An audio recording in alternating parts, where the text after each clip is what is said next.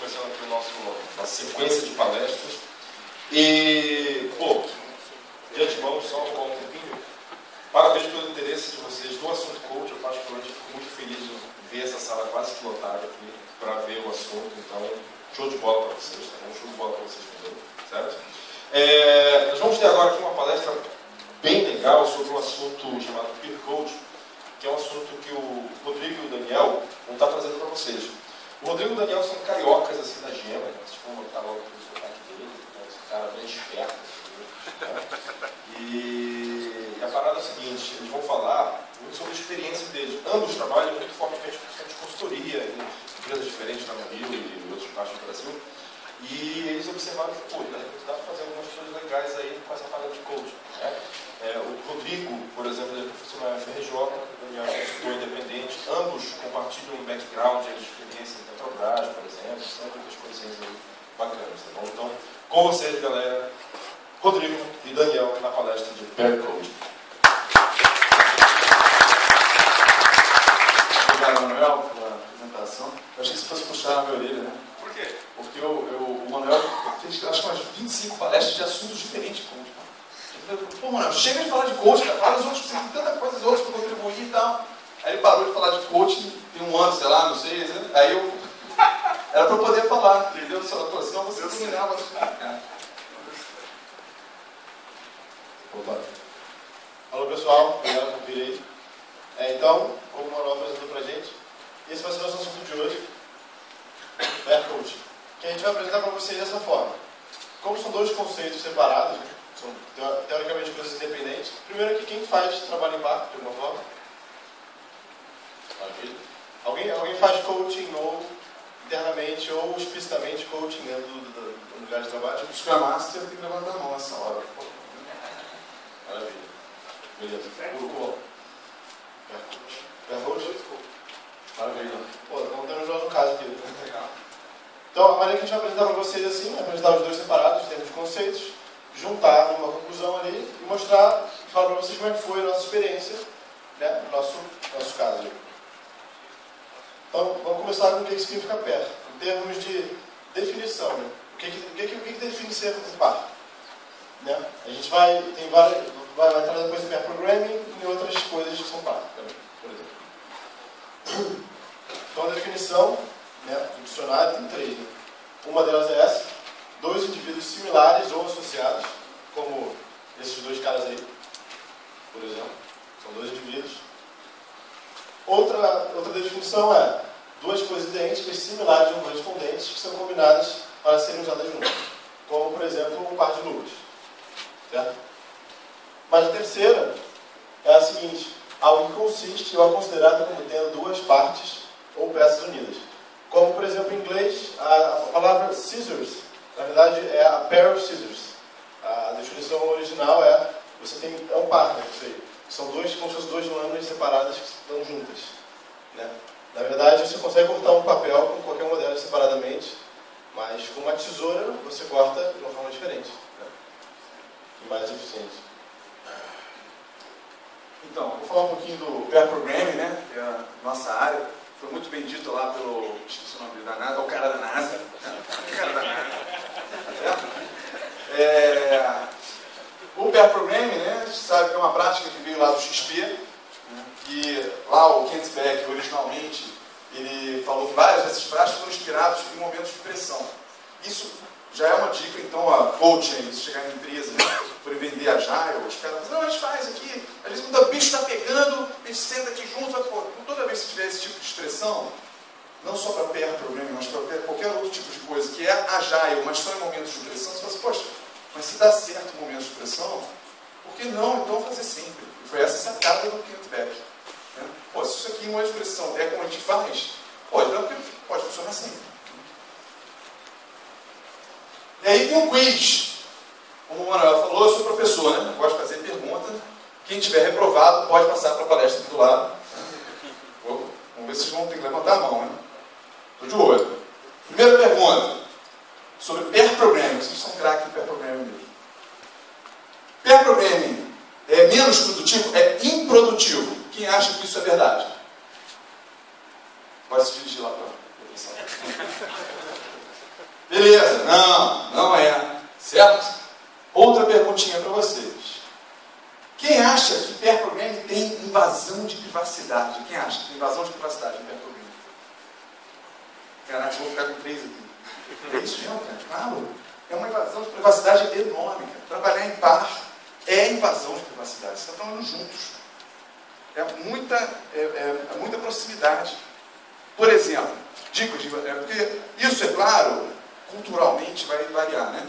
Se for nos Estados Unidos, por exemplo, eles têm um negócio que eles chamam de bubble space. Toda pessoa tem uma bolha em volta dela que ninguém pode chegar perto. Então, o pair programming é uma invasão. O americano se sente um pouco invadido ali. O brasileiro talvez um pouco menos, a gente, né, do tipo que bate nas costas, assim, legal. Mas tem um sentido de invasão. Outra dica, muito comum em pair programming, vocês fazem pair programming, é ter balinhas de hortelã em cima da mesa. E a regra é, um puxou, o outro puxa. Não pergunta nem por quê. É muito invasão de privacidade. Você está lá trabalhando em par.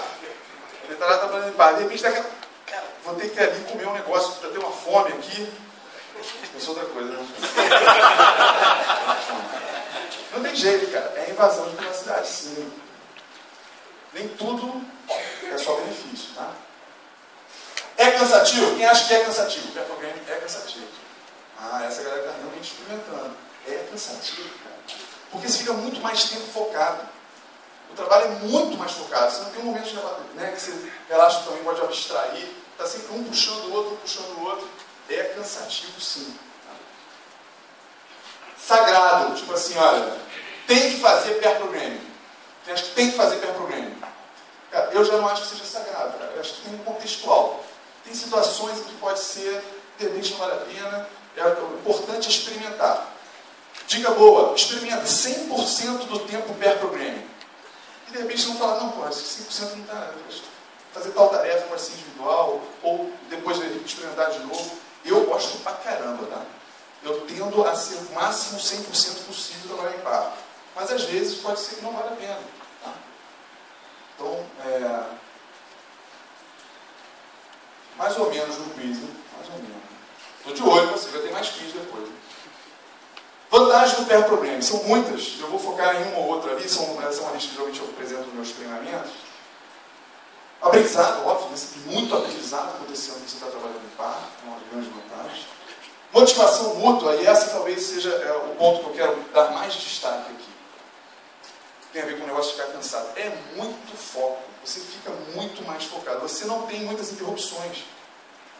Você está trabalhando em par, toca seu telefone. O que você vai fazer? Vai pegar o telefone, pelo que você nem atende. Né? Estou trabalhando ali em par com o cara.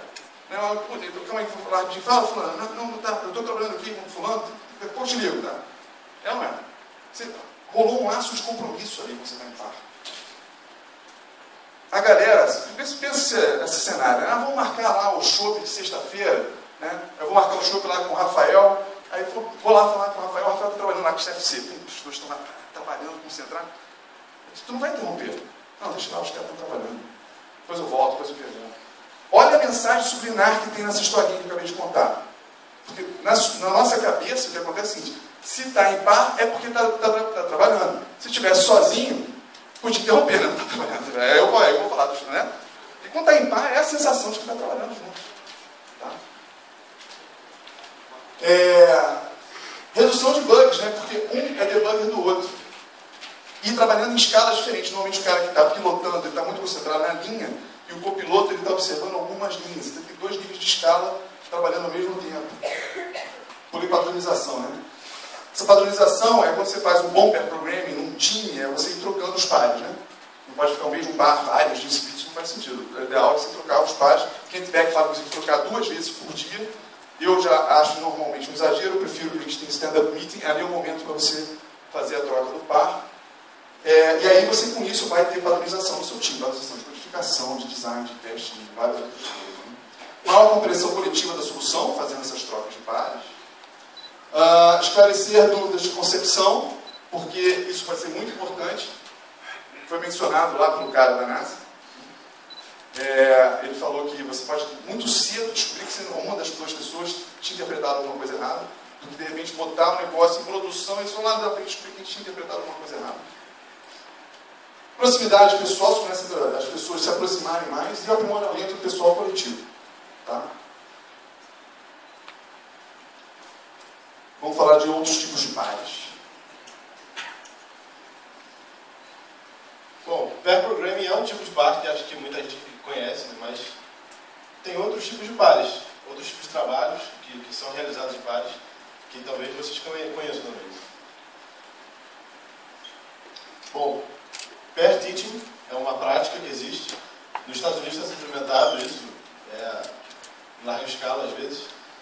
Dois professores na mesma sala, atuando às vezes em graus diferentes, em escalas diferentes. Pair researching, essa é uma frase bacana: ao lado do grande homem sempre existe uma grande mulher.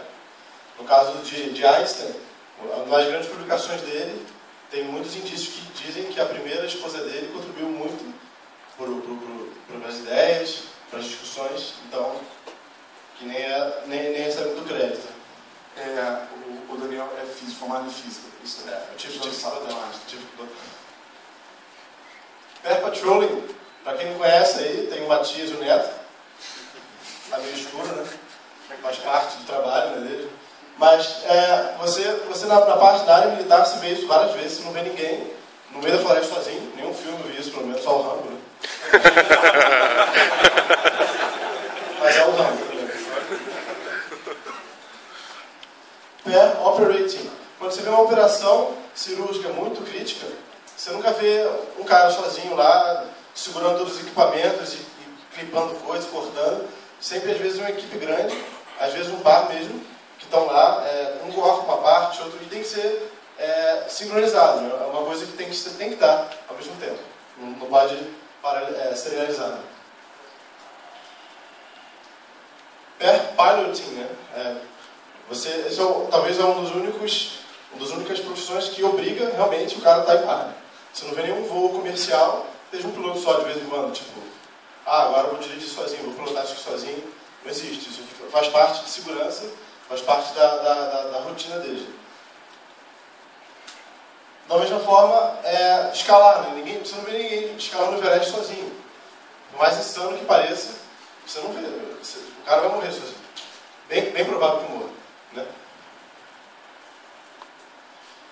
Também, talvez todo mundo conheça, né? Pair parenting. Acho que todo mundo deve saber que ninguém faz um filho sozinho. E também como não cria um filho sozinho. Apesar de ser muito difícil você criar um filho sozinho. Né? Nós dois somos pais, não das mesmas crianças.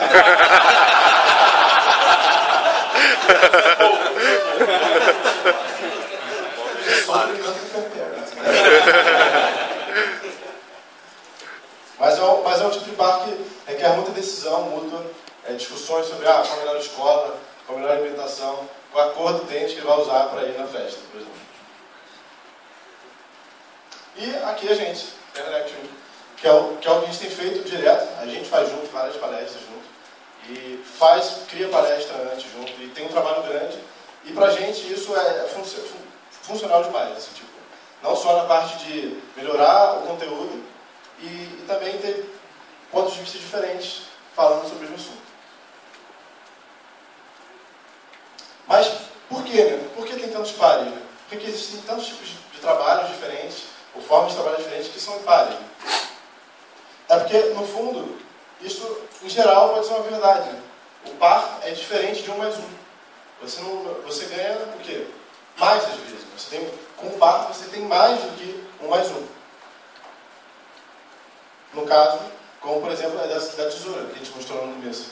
Você consegue uma funcionalidade diferente e melhor quando você junta duas lâminas de uma forma diferente. Você junta elas, acopla e é uma coisa nova. Não são duas facas, né? Não são duas lâminas separadas que foram unidas. Beleza, mas por quê? Né? Por quais são as vantagens que são agregadas com o trabalho em par? Em geral, entre as que o Rodrigo apontou, a gente pode abstrair um pouco mais e chegar nesses pontos. Primeiro, visões diferentes. Na parte do código, o Rodrigo apontou a parte de visão, onde um podia estar olhando uma linha e outro um escopo um pouco maior. São escalas ou ângulos, né, diferentes. Pode ter pontos de vista diferentes sobre a mesma questão. agir simultaneamente, da mesma forma que o cirurgião faz, né? Ele age simultaneamente na mesma coisa, no mesmo problema. Aprendizado também, como foi referido na parte de cima. E aumento de comunicação, né? Isso aí é bem claro, né? A gente interage muito mais, né? E isso é algo que é par. Agora vamos para o que significa coaching. Em termos de definição, de novo, na palavra, a palavra coaching, no fundo, vem do inglês, que é a palavra para uma carruagem. Né? Uma carruagem que foi usada num contexto universitário até, onde tinha alguém, um tutor, que ajudava um aluno a terminar um exame, uma prova final, essas coisas, e ele é chamado de coach porque ele carregava o aluno até o objetivo dele. E foi amplamente usado depois em esporte, né? E hoje a gente usa para outras coisas também. Deixa isso comigo aqui, vamos ver aí o quiz. Eu estou ficando com medo, eu não fico muito agressivo assim, né? Para a galera sair fugindo. Então vamos fazer assim, eu vou responder o quiz, tá? Primeira pergunta. O coach é a mesma coisa que o consultor? Não. Um coach é a mesma coisa que um instrutor? Não. Um coach é a mesma coisa que um professor? E quem escolheu essa foto foi ele, tá? Não. O coach, então, é a mesma coisa que um quebrador de paradigma. Ali vale até a pena dar um zoom, cara, porque eu acho essa imagem tão legal. Quebrador de paradigma. O maior quebrador de paradigma que eu conheço pessoalmente está aqui presente. Dá um aplauso aqui, né? Dá um oi. Vamos dar um aplauso para o Klaus, por favor.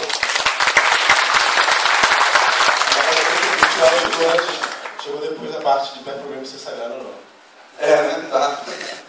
Muito bem. É quebrador de paradigma, então? Ele é um cara para quebrar os paradigmas de todo mundo.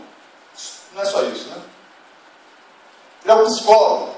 Mesma coisa que um psicólogo, um coach. Não. Ele é a mesma coisa que um treinador de time.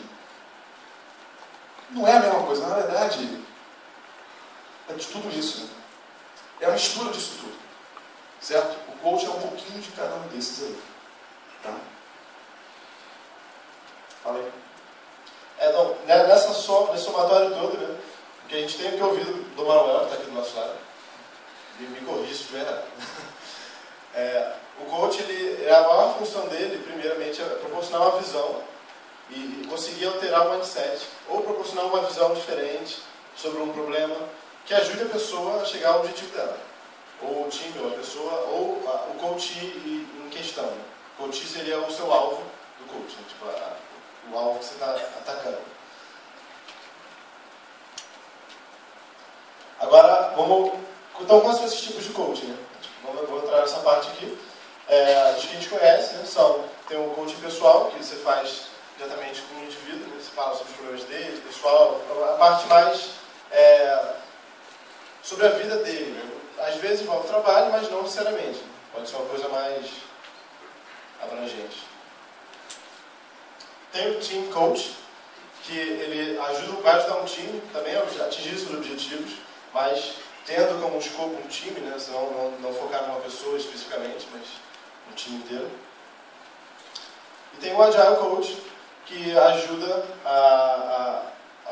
um time, uma empresa ou uma pessoa a aderir às práticas ágeis, a instruir às vezes também, mentorar também, às vezes é usado, mas tem esse foco no ágil, né? Então tem um foco em aprendizado, claro.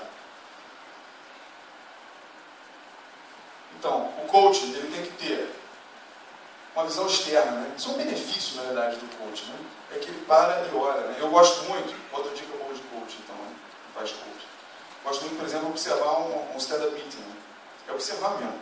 Se tiver um cantinho ali, normalmente eu levo papel e caneta, às vezes, porque tanta coisa que observa. Você pode olhar. O stand-up meeting, né? Como ele é um ritmo que acontece sempre, ele você enxerga muita coisa de como o time funciona só olhando um stand-up meeting.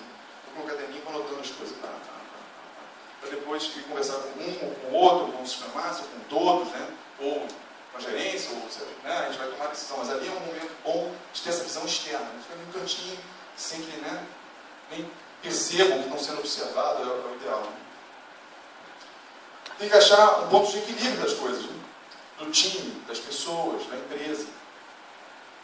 E tem que ser esse ponto de equilíbrio também.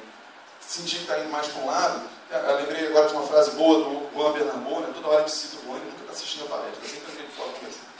Mas o Juan, ele fala o seguinte: tem empresas que você chega e, na verdade, a empresa está num estado sólido. E a gente quer transformar essa empresa num estado líquido.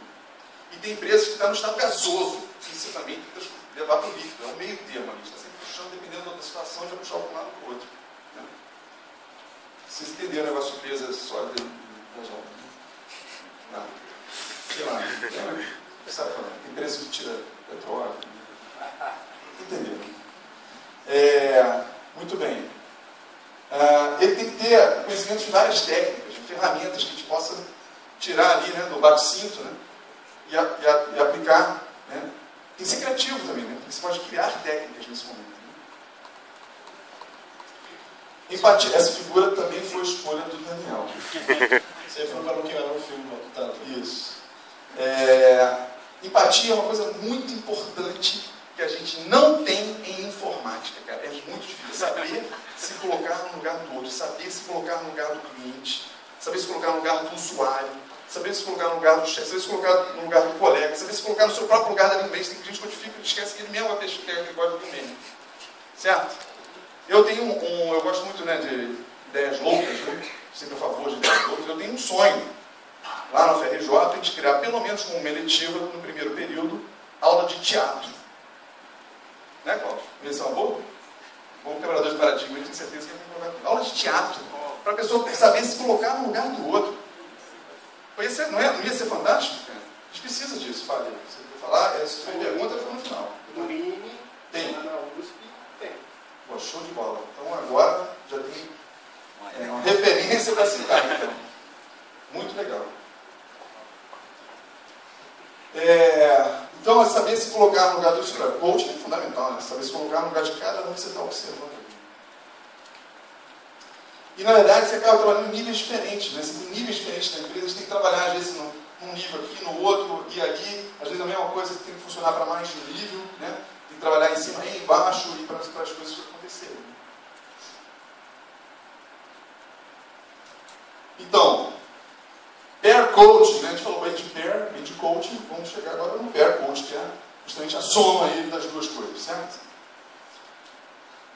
Tá aí, a gente botou o bonezinho na dúvida. Pair coaching, não. Você quer falar, cara? Então tá. Pair coaching é diferente do coach mais coach, que nem a gente fez lá no pair. Na verdade, ele acaba sendo mais do que um coach mais coach. Funciona melhor do que a soma. A diferença entre você pegar dois coaches de consultorias diferentes, independentes, vai ser legal, mas eles não estão sendo somados realmente. Essa soma aqui, ela vai dar maior do que, o pair coach vai dar maior do que a soma de dois caras separados. Mesmo ideia do pair problema. Então a gente vai começar falando na prática a nossa experiência. A gente teve uma experiência de coaching no peixe urbano, mais ou menos 70 desenvolvedores. E tem um Edmilson, cadê Edmilson aí? Aí, está escondido aí, né? 70, não, quanto é que está o número lá? Rafael, por aí. 70. Você vai falar? Fala aí o que você vai falar. Bom, antes de chegar na nossa prática direto, vou explicitar que a nossa única intenção quando a gente fazer esse coaching era fazer junto. Não tinha muita, vamos fazer assim porque é pair coaching. Foi uma coisa que foi emergindo e tal, e foi meio que na sorte, né? Foi meio que acontecendo. A gente começou com uma palestra inicial, apresentando os dois. Primeiro, para já deixar claro essa noção que existem duas pessoas atuando ali. Primeiro, e segundo, falar sobre os conceitos ágeis. Dar uma abordagem inicial, a parte mais normal talvez do coach. Uma terceira coisa, tem o rosto que está conhecido, né? Você dá uma palestra inicial ali, o pessoal já começa a ter como referência, a gente vê ali, né? Já sabe qual é o assunto que você está tratando. Outra prática que a gente mantinha frequentemente era reuniões periódicas entre a gente. Da mesma forma que a gente foi fazer melhoria contínua, né, do nosso processo, a gente se avaliar, né, enquanto coach. e poder fazer as decisões dos próximos passos. Né? O que a gente vai fazer agora? Onde é que está pegando mais? Onde é que a gente pode melhorar? Isso era periódico, às vezes era de 2 em 2 semanas, às vezes de 1 em 1, variou um pouco. Mas foi muito, muito importante, né, para a gente isso daí. E essa reunião, às vezes, também chamava alguém interessado, alguma parte dos nossos clientes também, a gente chamava lá para, talvez estando na parte de decisões também, de o que eles precisavam mais. Né? Feedback também. Feedback, se fosse uma review, né? Se fosse uma interação. Ele que escolheu a imagem, não. Eu sou a Vênus, beleza?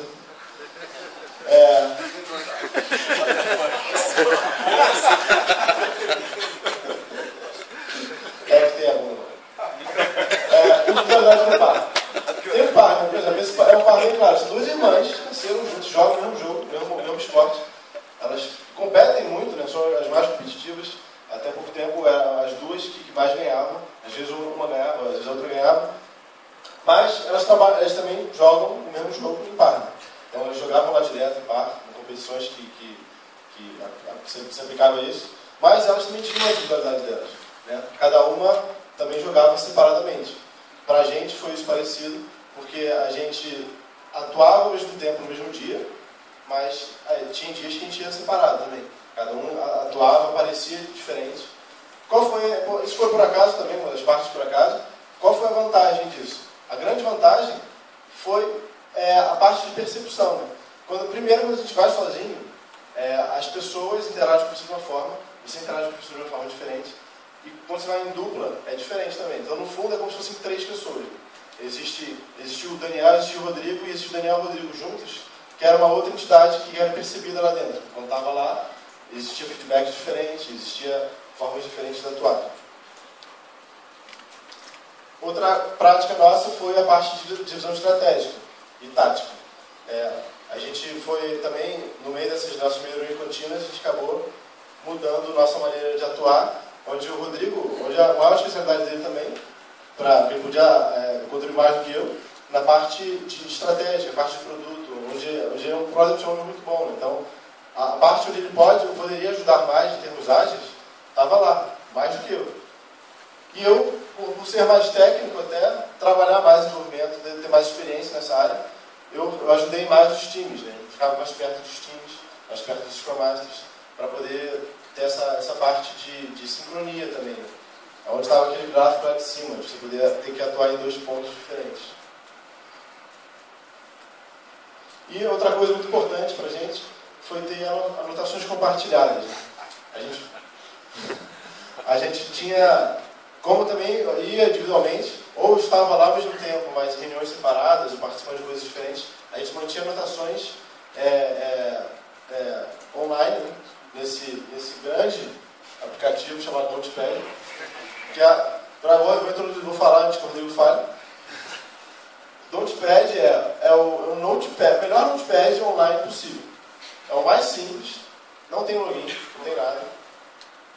Colaborativo. Você clica lá como se fosse do Google Docs, mas não tem login, você não precisa ter conta do Google. Beleza.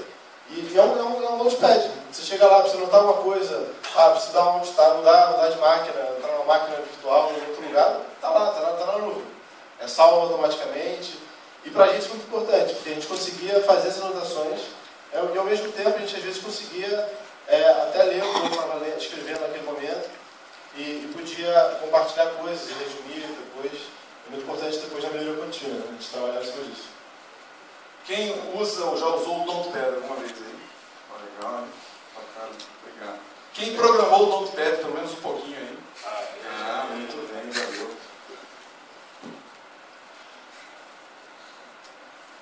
Sou eu. Então, isso acontece também no Paraná. Emocional, então, os benefícios aí, né? Do par. Benefício de melhoria contínua, né, cara? Isso é muito legal do trabalho no par.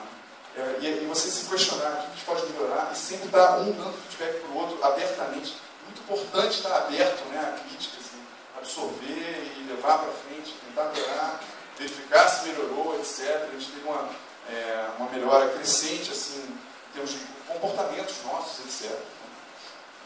É o Kaizen. Quem faz coaching, quem é Scrum Master, normalmente, eu como cara Scrum Master também, Eu sentia muitas vezes esse problema. Porque às vezes numa empresa você acha que o Scrum Master conversa, bate um papo, né? Você no fundo faz isso. Mas você fazer um coaching sozinho é extremamente difícil, frustrante nesse sentido. Você não tem ninguém para você falar, você não sabe se está no caminho certo primeiro, você fica meio perdido, né? Você é o centro de si mesmo, então você é o dono da verdade nesse momento, de certa forma. Então, não tem nenhuma crítica a não ser você mesmo. Né? Então, claro, você pode ser, né? Você pode ser extremamente autocrítico e conseguir. Mas mesmo assim, ainda é só você, né? Não tem ninguém mais ali. É legal ficar trocando aqui. Isso é outra coisa que eu gosto do peer lecture, né? Peer teaching, eu tenho tentado fazer bastante, né? Tem outro ali que também faz muito teaching comigo, o CFC. E eu curto muito isso, né? É legal. Até para ficar mais atento, né? Troca de um, troca para o outro, comentários diferentes, somando. As coisas em par são muito melhores. Uma outra coisa importante também é aquela coisa do psicólogo, né? Todo psicólogo ele tem que ter o seu psicólogo também. Né? Então isso funciona muito bem, né, no peer coaching. A gente tem um lance de um estar também consultando o outro em termos pessoais, não só naquele trabalho. Né? Tipo assim, o meu futuro em termos profissionais, os próximos passos, então o tempo todo conversando também, né, uma meta-conversa ali, que ajuda bastante. Isso é muito legal, que essa figura aqui é bem interessante, né, da cirurgia. A gente vai repetir ela a terceira vez, desculpe se alguém tiver sangue, né, como é que fala? Sangue de barata, não é? Sanguefobia, é isso? Marido de médica ali. Então, que é o lance seguinte, que eles estão trabalhando muito próximos ali, né? É praticamente o mesmo ponto, mas não é o mesmo ponto. Um está segurando a pinça, o outro está fazendo o corte, o outro está fazendo a costura. Isso acontece muito. Eles estão muito próximos ali, né, e trabalhando em pontos ligeiramente diferentes. Né? Isso faz toda a diferença, especialmente, né, nos momentos que a gente estava juntos, né, trabalhando num determinado time, coisa do gênero. Eles estavam os dois trabalhando com o mesmo objetivo, mas um ponto um pouquinho diferente. É uma conversa com um programador, um Scrum Master sobre o mesmo assunto. Naquele momento ali, você conversa ali juntos, os quatro ali, mas faz uma pequena diferença qual ponto que um está puxando e o ponto que o outro está puxando. Outra coisa muito bacana é você ter a observação de diferentes pontos de vista. Né? Então, o tempo todo estamos conversando. Você entendeu dessa forma ou dessa? Você acha que, na verdade, o que quis dizer era isso? Eu entendi que era isso. Então, esses pontos de observação diferentes sobre a interpretação daquilo que está colhendo naquele momento. Então, o tempo todo, ficar ajustando essa observação, e várias vezes as duas observações são válidas. Não, olha, eu observei tal, que a mensagem, na verdade, era essa aqui. Mas eu observei que também estava tendo esse comportamento. Pô, é verdade. Então, esse comportamento aqui também é uma coisa que a gente tem que trabalhar, também vão trabalhar nesse conteúdo no comportamento. E são dois pontos de vista externos, né? Igual o juiz lá de basquete, né? Você tem, às vezes, um juiz e não consegue observar todos os lances do jogo. Então você tem um segundo juiz que está observando de um outro ponto de vista, né? Semelhante ao que eu estava falando antes. Qual é o seu interesse nessa pergunta? Não se preocupe, a gente troca de vez em quando.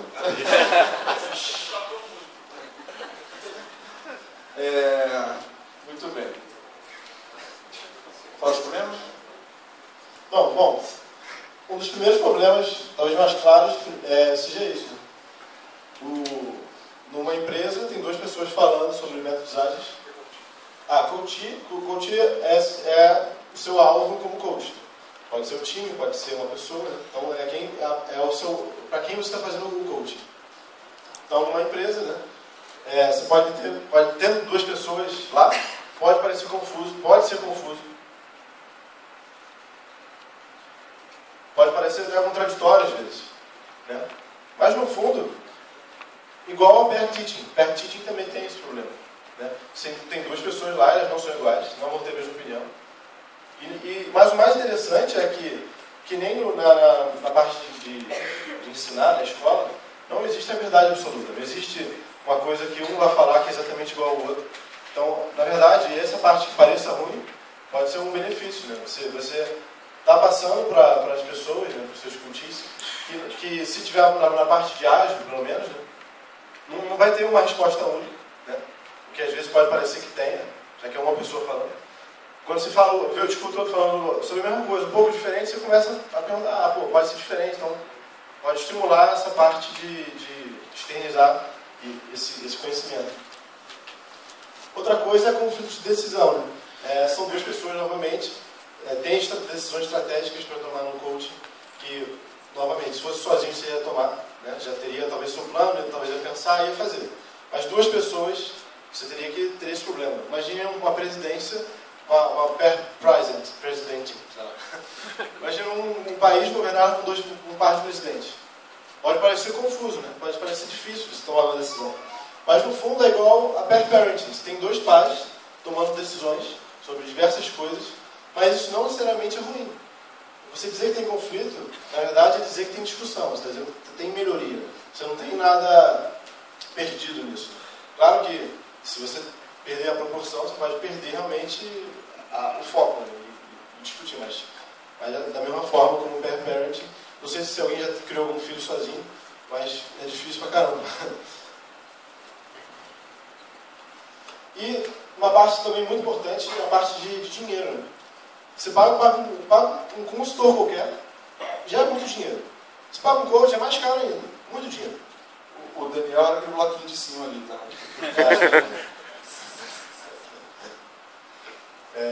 Então, é muito dinheiro, né? Para uma empresa, você vai falar, pô, nenhuma empresa vai querer fazer pair coaching. Pô, então estou pagando de consultor, pagar mais um. Mas na verdade, o que acontece? É igual ao pair programming. Você vai pagar mais um desenvolvedor para fazer o meu trabalho? Pô, não faz sentido, né? Mas faz, né? Pra gente faz sentido. Acho que para quem gosta, para quem aceita a ideia de pair programming, não tem como não aceitar a ideia de pair coaching. Porque no fundo é aquilo, você não tem dois consultores, você tem uma coisa a mais ainda. Você vai ter uma tesoura de consultores, não é uma coisa simples. Bom, encerrando então essa parte da nossa experiência, pair coaching não é uma coisa nova, pelo menos no mundo, né? Tem esse cara aí, o Ives, que ele é uma referência sobre o assunto, ele aplica pair coaching, tem um site sobre o assunto, e é muito interessante, né? Ele tem vários vídeos de experiência, no que ele fala, relatos. Eu já procurando, né, por aí você encontra outros coaches, coaches consagrados já fizeram pair coaching, mas esse talvez seja o único que defende a bandeira disso, né? Até tem um logo que são dois caras, faz pair coaching com o pai dele, na verdade. O pair dele é o pai dele, engraçado. Então, essa foi a nossa apresentação. Juntamos duas ideias numa só, né? E dúvidas?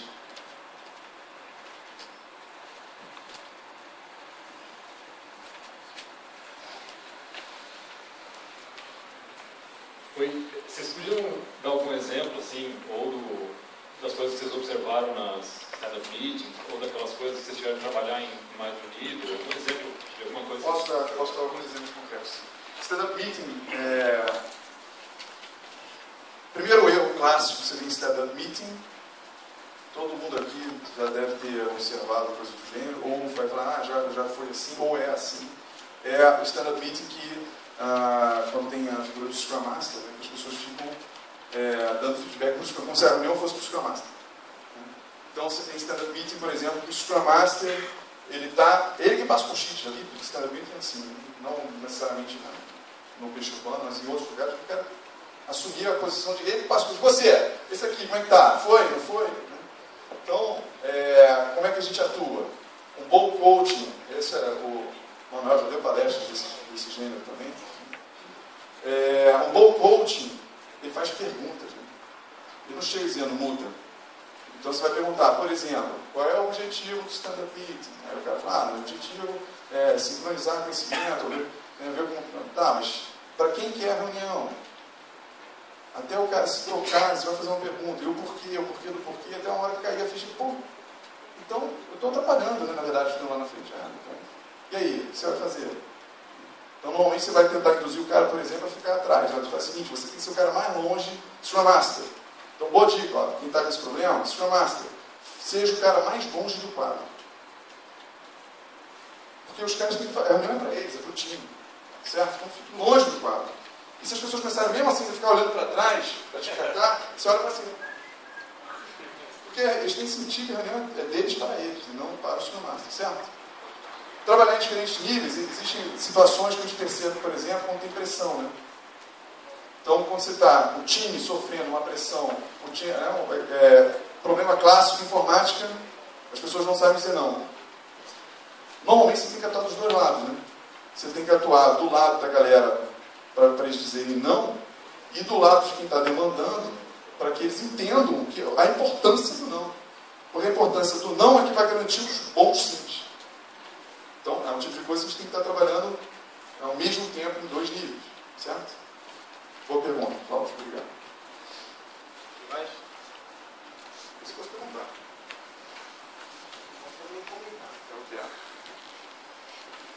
A dinâmica do percoaching, para a gente, por exemplo, para a gente desenvolvedores, vocês já tiveram alguma experiência, por exemplo, de ter um dev sênior, ou sei lá, até a figura do arquiteto, e querer fazer, tocar essa experiência para poder nivelar mais, até a nível de, não só de negócio, mas a nível técnico mesmo? Vocês já tiveram alguma experiência desse tipo? A nível técnico, o pair programming é a solução, normalmente, tá? Agora vamos pensar aquela situação que o Daniel falou do Scrum Master, ele está sozinho, por exemplo, numa empresa só tem um time, ou só tem um time na empresa que adote Scrum, por exemplo. Então a gente conversando, a gente preparando aqui a apresentação do pair coaching, a gente conversou um pouco sobre isso. Poxa, será que não daria para fazer pair coaching de time? Porque essa nossa experiência é pair coaching corporativo, né? Para uma empresa. Será que não valeria a pena ter o Scrum Master e o Scrum Master, dois Scrum Masters, talvez, né? Ou ter uma discussão, promover sempre a discussão do Scrum Master? O que acaba acontecendo, você vê nessa tipo de situação, é o cara que sai procurando, né? Vai no fórum, discute, tenta ir na reunião lá do Rio Agile, né? Para conversar com outras pessoas que pensam parecido. Então, são tipos de coisas que o cara acaba tendo que usar como recurso se ele não tiver realmente um par. Eu adoro experimentar. Eu acho que quem tiver a chance de experimentar de repente 2 Scrum Masters, eu acho que pode ser interessante, tá? Isso foi uma coisa que a gente pensou sinceramente agora esses dias preparando a apresentação. De repente valeria a pena. Você vê muito também em lugar que faz rodízio de Scrum Master. No Scrum Master não é fixo. Ali talvez tenha uma chance de acontecer esse tipo, naturalmente, de discussão em par de Scrum Master. Se você tem 2 coaches... Como é que é o seu nome? Deixa eu dar os nomes das pessoas, né? Por favor, do celular. Ícaro. Obrigado aí, Ícaro, o seu nome? Silas. Silas, valeu. Uma dúvida, assim, a gente trabalha na empresa, eu trabalho mais com visão ágil e tem uma colega minha que é mais PMI e mais visão mais clássica. Legal. E a gente trabalha como PMO, ajudando os líderes de projetos, os Scrum Masters. Às vezes a gente tem uma divergência um pouco grande. Como vocês veem isso funcionando? Já viram isso acontecendo?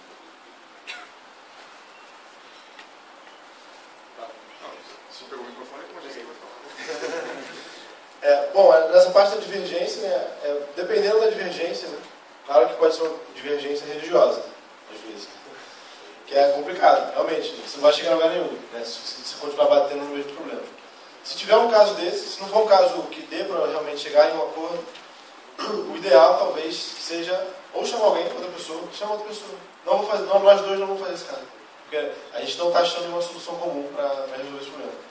Ou os dois decidem, né? Decidem uma coisa talvez mais alto nível, tipo, não vamos tomar uma decisão mais decisiva, talvez o pessoal, tipo, talvez a sua qual é o nome, desculpa dela? Sua colega. Talvez sua colega, ela queira... Então, sua colega, talvez ela queira atuar de uma forma diferente, talvez mais decisiva, que você talvez não concorde. Você pode tentar convencer ela a não fazer, né? Mas também fica meio impossibilitando você de fazer alguma coisa. Então, existe uma negociação, né? Aquela parte de decisão. Eu acho legal, isso aqui também é outra dica boa aí, ó. E já foi dito em palestras aqui, é a lance da experimentação. Se você tem um cenário de sprints curtos ou retrospectivas frequentes, etc., você pode experimentar à vontade. A gente tem um cenário de experimentação. Então, hoje, quando eu tenho alguma discussão do tipo assim, eu acho que é A, acho que é B, acho que é A, acho que é B, eu sou o primeiro a fazer, então vamos fazer o seguinte, para esse sprint agora, vamos fazer do jeito B, eu vou ser o cara que vou melhor fazer do jeito B para te provar que você está errado. Nunca mais discute isso daí. Eu sou o primeiro a querer fazer do jeito oposto. Para provar algo que várias vezes é ótimo, porque eu quebro a cara. Ou de repente, na hora que a gente vê o B, a gente pensa que tem um C, que na verdade não é bem o A, acho que o C é a melhor solução. Então, eu sou o primeiro a querer quebrar a cara, entendeu? Mas tem que ser curto. O que não dá é se você tiver um ambiente em que isso só vai ser verificado daquela. Aí ferrou. Né? Por isso, preferimos sempre, né, sprints cada vez mais curtas. Eventualmente, né, Eduardo? A gente não precisa nem de sprint. Outro papo de campo. Tem algumas pessoas que querem fazer perguntas. Rafael e o Manuel. Vamos lá, que está terminando. Rapidinho. Vocês comentaram da vantagem de se fazer vários tipos de trabalho em duplo, mas o meu professor da FRJ, chamado Rodrigo, falou que ter 2 POs é muito perigoso. Até porque é aquele ditado que um cachorro tem 2 donos, morre de fome. Eu queria que vocês comentassem uma situação que vocês apresentaram ideias opostas e a equipe ficou... E agora? Cada um falou uma coisa. Isso já aconteceu? Como é que foi a reação de vocês? Legal. Olha só. A resposta que eu vou dar precisa de maturidade, tá? Entendeu o que eu vou falar. Eu dou treinamento de Scrum, dou treinamento de Kanban. Treinamento de Kanban, a gente faz do Scrum ao Kanban. A gente começa com o Scrum e vai mostrando algumas vantagens que o Kanban pode ter ao longo do treinamento. Então tem certas coisas que a gente fala quando a gente fala sobre Scrum, que eu vou falar segundo as regras do Scrum, porque é como a Scrum funciona. O Scrum fala 2 POs de jeito nenhum. Então beleza, foi o que eu falei.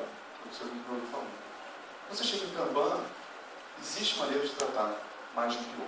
Você pode dividir, né, swim lanes, as raias do time, com limites do IP, né, você controla, restringe, você consegue sim trabalhar com mais de um PO. Então, é possível ter mais de um PO. Agora observa que não é exatamente a pergunta que vocês fez, isso não é um pair PO, tá?